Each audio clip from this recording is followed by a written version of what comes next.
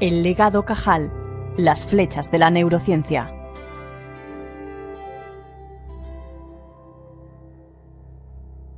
Mi atención perseguía, en el vergel de la sustancia gris, células de formas delicadas y elegantes, las misteriosas mariposas del alma, cuyo batir de alas quién sabe si esclarecerá algún día el secreto de la vida mental. Santiago Ramón y Cajal, el científico que fundó las bases para explicar el funcionamiento del sistema nervioso, es considerado hoy el padre de la neurociencia moderna. Su gran herencia, el legado Cajal, forma parte del acervo del conocimiento universal. Sus discípulos contemporáneos, los neurocientíficos, son las voces encargadas de expandir este eco. Estudié la histología con el libro de Cajal. Quiero decir que para mí Cajal fue una experiencia desde el momento mismo en que empecé la carrera de medicina. Y después, al hacerme neurocientífico, pues evidentemente era el centro, la inspiración. Mi maestro Antonio Gallego era un cajalista absolutamente furibundo, diría yo, y un admirador sin reservas de Cajal como científico y como persona. O sea, Cajal es un antes y un después. La neurociencia significa el comprender, empezar a comprender el sistema nervioso. Antes eran teorías, hipótesis, había muchas observaciones, obviamente, pero Cajal realmente le da una consistencia homogénea.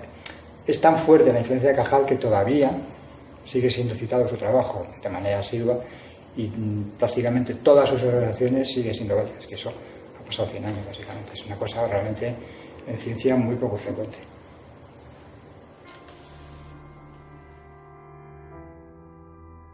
Nacido en un pueblo de Navarra, Petilla de Aragón, y criado en Ayerbe, Huesca, Ramón y Cajal ya demostraba desde pequeño una gran curiosidad por la vida y el arte, aunque su espíritu rebelde le oponía constantemente a la voluntad de su padre por convertirlo en un prestigioso médico. Entonces su padre era médico de Ayerbe, un pueblo de Huesca, y le manda a la Facultad de Medicina más próxima, que era en Zaragoza, pero en vez de mandar al niño solo a estudiar, se mueve con toda la familia a Zaragoza para estar cerca de su hijo.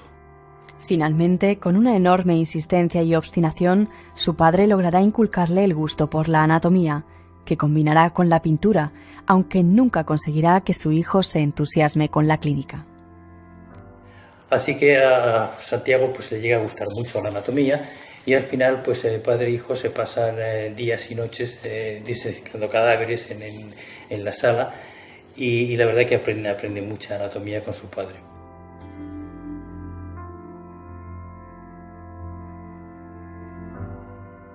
Él hace un pequeño examen y se mete en el cuerpo médico en el ejército y entonces le mandan en un cuartel por los montes de Huesca.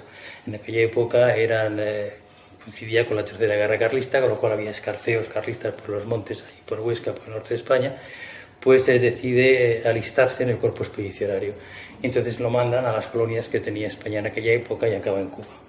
Entonces en Cuba pues la verdad es que lo pasa bastante mal, pues porque enferma de disentería y todas estas cosas y realmente está a punto de morir, lo licencian porque se muere, lo meten en un barco y lo mandan para España.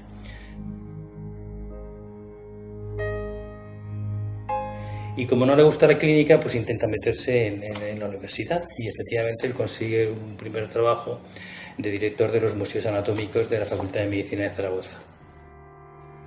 Cajal combinará su trabajo en el museo con la realización del doctorado que concluirá a la edad de 25 años con la tesis titulada Patogenia de la inflamación. En 1879 contraerá matrimonio con su esposa Silveria Fañanás y en 1882 conseguirá su primera cátedra en Valencia. Al final de esta etapa, Cajal se encuentra con el doctor Simarro, un psiquiatra y neurólogo muy prestigioso de la época. Un encuentro clave para la carrera del científico que le aportará la llave maestra para sus posteriores descubrimientos. Entonces, en aquella época, cuando viene a Madrid y se encuentra con Simarro y le enseña una preparación del sistema nervioso empleada con el método de Golgi, él alucina en colores porque por primera vez ve una neurona impregnada prácticamente en su totalidad Y este método lo había inventado un italiano, Camillo Golgi, hacía lo menos 10 o 12 años y nadie había hecho mucho caso de ese método. El método de Golgi es un método de tinción histológica basado en cromato de plata capaz de revelar la morfología neuronal. Tras su traslado a Barcelona en 1888, Cajal aplicará este método desarrollado por el italiano Camillo Golgi para estudiar el cerebro de animales jóvenes y embriones.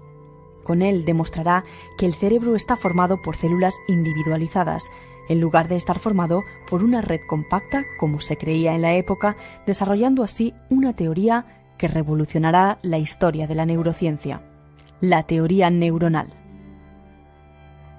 La aceptación de esta teoría tendrá lugar en 1889 en el Congreso de la Sociedad Anatómica Alemana en Berlín, cuando Cajal todavía era un joven científico desconocido y aislado de la comunidad científica internacional.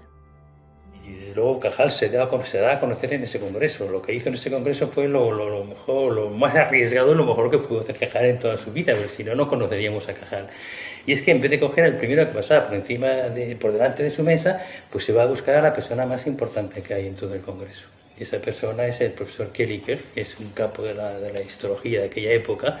Él no va más y lo busca, y cuando lo encuentra lo agarra el brazo, lo lleva a su mesa y lo sienta en su silla. Yo creo que Kelliker se deja hacer por educación, porque debió ser bastante fuerte, ¿no? En 1892 ocupará la cátedra de Histología, Histoquímica Normal y Anatomía Patológica en Madrid.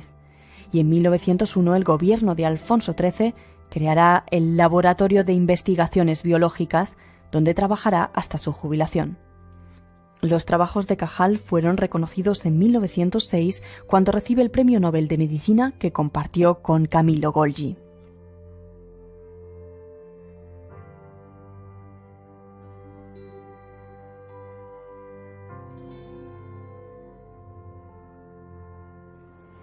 Cajal, en un momento donde los conceptos estaban tal vez equivocados o no había conceptos, pone los puntos sobre las íes y demuestra que el cerebro es como cualquier otro órgano, en el sentido de que tiene células y esas células están individualizadas. Y esto es fundamental para entender el funcionamiento del sistema nervioso, porque determina o postula que tienen que haber zonas que él llamaba de aposición, donde tiene que darse una especie de milagro que se llama transmisión sináptica. Pero la otra gran parte del legado de Cajal es toda su descripción minuciosa de distintas regiones del cerebro, y eso sigue siendo útil, ¿no? O sea, es como un mapa de las estrellas del cerebro, pues seguimos usando todos sus dibujos. Entonces siempre hay, no sé, a mí una cosa que me atrae mucho es comparar dibujos de Cajal sobre la misma estructura de distintas épocas, ¿no? Pero te das cuenta que a lo largo de su vida fue volviendo otra vez a la misma región del cerebro, y poco a poco pues iban sacando más detalles y iba poniendo las conexiones en su sitio, ¿no? O sea, al principio, pues, no sé, por ejemplo, la serie sobre el cerebro, pues al principio tienes las neuronas por allí colocadas, cada una en su capa, pero no se sabe cómo se conectan, ¿no? Y poco a poco, años tras años de estudio con más preparaciones, pues al final logra conectar todas las neuronas y describe cómo son esas conexiones, como las conocemos hoy día y cómo se ha verificado que son. Sus trabajos además describen la dirección que sigue la transmisión del impulso nervioso, lo que él llamará como ley de polarización dinámica. Hay unos dibujos de Cajal, hay algunos de ellos en concreto, en los que se ven unas flechitas que indican la dirección de la actividad cerebral. Yo le llamo las flechas de Cajal, porque esas flechas no estaban en el microscopio. Esas flechas no las veía Cajal cuando miraba por el microscopio la preparación. Esas flechas son la máxima expresión de lo que Cajal era. La capacidad de observar y de ahí inferir y de imaginar que el flujo de la información era colocar esas flechas en una época en la que no había un elemento, un dato cuantitativo que pudiera confirmar el sentido del flujo de la información neuronal y eléctrico en el cerebro, colocar esas flechas y colocarlas bien. Sino que además descubre muchos hechos que él plasma con hipótesis, ¿no? Pues, por ejemplo, los conos de crecimiento para enseñar cómo los axones crecen, y entonces tienen ese aparato que él llama cono de crecimiento, que él mismo piensa que es un aparato que va sondeando, como él dice, olfateando el camino para saber por dónde, qué le dice una célula, por dónde tiene que crecer un axón, que tiene que ir por un lado o no tiene que ir por otro. Los conceptos más nuevos que hay en la neurociencia actual, por ejemplo, el de que el cerebro es plástico y se modifica por la experiencia, están más que tratados en la obra de Cajal. Esto no es un descubrimiento contemporáneo, por más que ahora eso aparece incluso en la prensa como si se hubiese descubierto hace 5 días. Y como ese, otros muchos conocimientos. La idea de cómo el pensamiento razonado, la imaginación, el genio, el talento, todo eso lo produce el cerebro. Él tiene hipótesis bastante coherentes de cómo podía ser. Pero además Cajal, yo creo que hay que ponerlo también en contexto, y hace ya desde su posición de científico reconocido una aportación fundamental a la ciencia española, con la creación y el establecimiento de la Junta de Ampliación de Estudios y el establecimiento de una política de esa Junta de Ampliación de Estudios de expansión de la ciencia española. En ese sentido, la Junta de Ampliación de Estudios, y él lo deja escrito en algunos libros, lo que hace es crear una serie de pensionados para que los jóvenes científicos o con pretensiones de ser científicos en España fueran al extranjero a formarse, adquirieran nuevos conocimientos, nuevos métodos, vieran mundo, y luego el Estado los pudiera recuperar para poblar los centros de investigación que a su vez tenían que estar haciéndose en este país.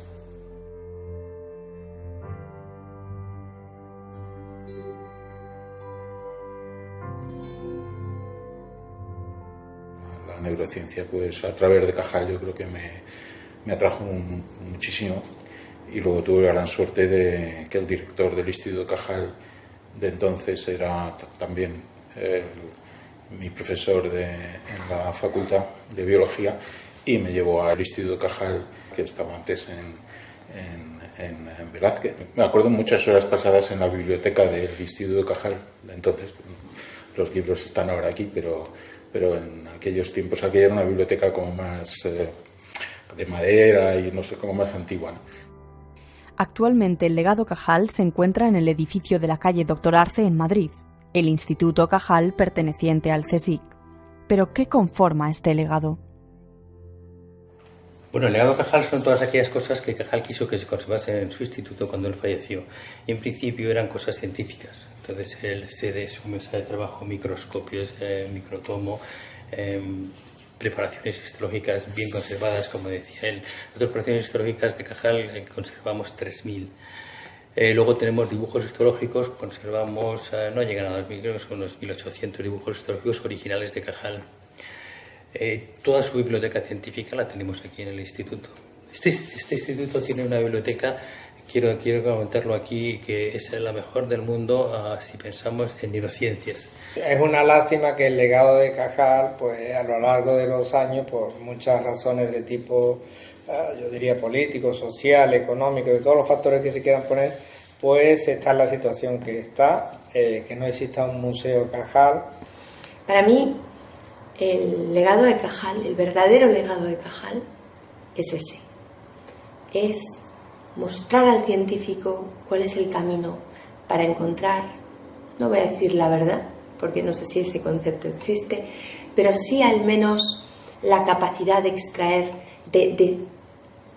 leyes generales de un fenómeno concreto. La capacidad de hacer general, hacer global un conocimiento concreto. Llama la atención que después de más de 100 años o 100 y pico años, por ejemplo, las preparaciones científicas sean visibles y uno pueda sacarles fotos con los microscopios modernos, y lo más importante, y es que esas fotos que se pueden sacar con microscopios modernos no son mucho mejores que los dibujos que hacía Cajal observando a través de un microscopio bastante rudimentario. Las espinas están ahí, la forma de las espinas están ahí, los troncos dendríticos están ahí, la morfología está ahí, o sea que no hay gran diferencia entre aquello que Cajal vio y dibujó a través de sus preparaciones científicas y lo que uno puede hacer ahora con microscopios modernos. Todo es exactamente igual. Creo que los jóvenes deberían releer a Cajal, deberían entender su obra, porque sigue siendo un conocimiento frontera. Y esa inspiración, no solamente en el ámbito del conocimiento científico, sino en la aproximación del científico a la ciencia, el hecho de ser multidisciplinar, el hecho de no olvidarnos que muchas veces cosas que parecen tan alejadas de nuestro campo como la filosofía nos enseñan a pensar. Y pensar es algo de lo que los científicos modernos, por la presión de producir y de publicar, a veces olvidamos.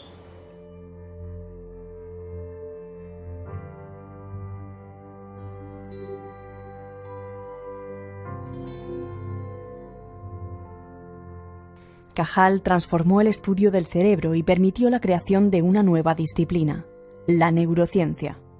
Hoy, la neurociencia se compone de numerosas ramas que, como los árboles dendríticos que él estudiaba en sus embriones, siguen creciendo a pasos agigantados gracias al esfuerzo de todos sus científicos.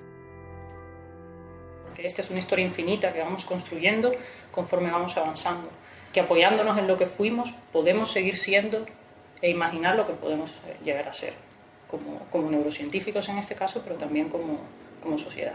Estamos todavía en una etapa temprana de la investigación del cerebro, aunque hemos avanzado más en estos últimos 20 años que en los 2000 anteriores, pero de todos modos todavía hay mucho dato cualitativo para entender cómo funciona el cerebro. Y hay mucho dato que hay que ir recogiendo a pie de banco en el laboratorio. Pero yo creo que al final va a ser la neurocomputación la que se va a acercar más a darnos, a modelar lo que es el funcionamiento del cerebro. Como presidenta de la Sociedad Española de Neurociencia, creo que los científicos españoles hemos de estar muy orgullosos de lo que ha sido la neurociencia en nuestro país. No solamente Cajal, muchas otras figuras han conformado una herencia que para nosotros tiene que ser motivo no solo de orgullo, sino también de inspiración. Conocer el cerebro equivale a averiguar el cauce material del pensamiento y de la voluntad, sorprender la historia íntima de la vida en su perpetuo duelo con las energías exteriores.